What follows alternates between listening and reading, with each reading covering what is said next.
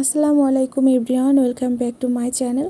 আজকের মজাদার একটা রেসিপি রান্না করব, সেটা হলো গুঁড়া মাছ আলু দিয়ে চচ্চড়ি। এটা কিন্তু হাতে মাখিয়ে রান্না করব, এটার টেস্ট অনেক মজা।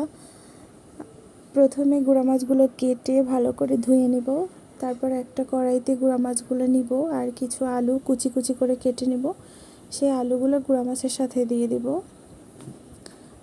আপনারা আমার এই রান্না যদি ভালো লাগে তাহলে প্লিজ কমেন্ট করে জানাবেন। আর আমার রান্নাটা যদি ফেসবুক থেকে দেখেন তাহলে আমার পেজটা ফলো করে দিবেন। আর যদি ইউটিউব থেকে দেখেন তাহলে আমার চ্যানেলটা সাবস্ক্রাইব করে দিবেন। আর লাইক কমেন্ট শেয়ার দিয়ে পাশে থাকবেন। তারপর আলুগুলো সব দিয়ে দিলাম। তারপরে এর মধ্যে কিছু গুঁড়া মশলা অ্যাড করব। প্রথমে তেল দিলাম পরিমাণ মতন। এখানে 4 টেবিলের মতন তেল আছে, 4 টেবিল চামচ। বেশি দিব না, হালকা তেল দিয়ে রান্না করব। তারপরে অনেকগুলো পেঁয়াজ কুচি, রসুন কুচি আর কাঁচামরিচ কুচি। পেঁয়াজটা একটু বেশি দিতে হবে, কারণ গুঁড়া মাছ চচ্চড়ি হাতে মাখিয়ে রান্না করলে বা এমনি যেভাবেই রান্না করে না কেন, পেঁয়াজটা একটু বেশি দিলে কিন্তু অনেক মজা লাগে। তাই আমি সবগুলো দিয়ে দেব।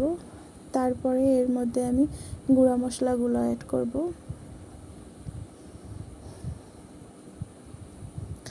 এখানে 1 চা চামচ মরিচ গুঁড়া, 1 চা চামচ হলুদ গুঁড়া, 1 চা চামচ জিরা গুঁড়া, 1 চা চামচ ধনিয়া গুঁড়া আর স্বাদ মতো লবণ আছে। যেহেতু আমি কাঁচা মরিচ দিয়েছি আগে, এই জন্য কিন্তু গুঁড়া মরিচটা একটু কম দিলাম। তারপরে এখানে 2টার মতন টমেটো আছে, সেই টমেটোগুলো কুচি করে কেটে দিলাম। হাতে মাখিয়ে যেহেতু রান্না করব, সেই জন্য আমি কিন্তু সব মশলা একসাথে দিয়ে দিলাম। তারপর এটা কিন্তু সুন্দর করে মাখাতে হবে। এটা যত সুন্দর করে মাখানো হবে তত সুন্দর কিন্তু রান্নাটা হবে। আর এভাবে রান্না করলে কিন্তু একটা মাছও ভেঙে যাবে না, প্রত্যেকটা মাছই আস্ত থাকবে। তো এই যে আমি সুন্দর করে মাখিয়ে নিচ্ছি। এই কাজটা কিন্তু হাত দিয়েই করতে হবে, চামচ দিয়ে মিশালে কিন্তু ভালোভাবে মিক্স হবে না। এই জন্য হাত দিয়ে একটু সময় নিয়ে মেখে নিতে হবে।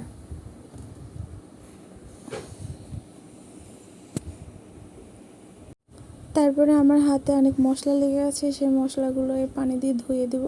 আর এই কিন্তু তার বেশি আর পানি দেব না, এই যে হালকা একটু পানি দিয়ে দেব, যাতে সুন্দর মতো সেদ্ধ হয়। বেশি পানি দিলেও কিন্তু আলু গলে যাবে, মাছ গলে যাবে, খেতে কিন্তু একদম মজা হবে না। তাই হাতটা ধুয়ে জাস্ট অল্প একটু পানি দেব। তারপরে এই যে কড়াইটা বসিয়ে দিলাম চুলায়। তারপর একটা ঢাকনা দিয়ে দেব। এটা কিন্তু বেশি নাড়াচাড়া করার দরকার নেই।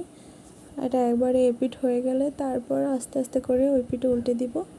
যেহেতু এটা ননস্টিকের একটা ফ্রাই প্যান, নিচে লেগে যাওয়ার বেশি চান্স নাই। এই যে দেখেন, আলতো হাতে একটু উল্টে পাল্টে নেব।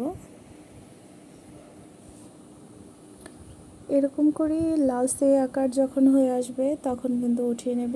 এই যে দেখেন, আমার কিন্তু প্রত্যেকটা মাছই আস্তে আস্তে, একটা মাছও ভেঙে যায়নি। যে হালকা যখন লালচে কালার হয়ে আসবে তারপরে কিন্তু উঠিয়ে নেব। ভাজা ভাজা হয়ে আসলে যখন নিচ থেকে একটু তেল বেরিয়ে আসবে তখন কিন্তু খেতে অনেক মজা লাগে, যার কারণে আমি এরকম ভাজা ভাজা করে নেই। আর আলহামদুলিল্লাহ, দেখতে পাচ্ছেন এর কালারটা কত সুন্দর হয়েছে। মাশাল্লাহ, অনেক মজা হয়েছে। কিন্তু আপনারা বাসায় এভাবে ট্রাই করবেন, দেখবেন অনেক মজা। আর যারা গুঁড়া মাছ পছন্দ করেন তারা তো জানেনই গুঁড়া মাছ কত টেস্ট। আর এটা খাওয়ার অনেক উপকারিতাও আছে, বড় মাছের থেকে গুঁড়া মাছে কিন্তু অনেক বেশি উপকার। পরবর্তী রেসিপি দেখার জন্য আমন্ত্রণ রইল। আজ এই পর্যন্তই। আসসালামু আলাইকুম।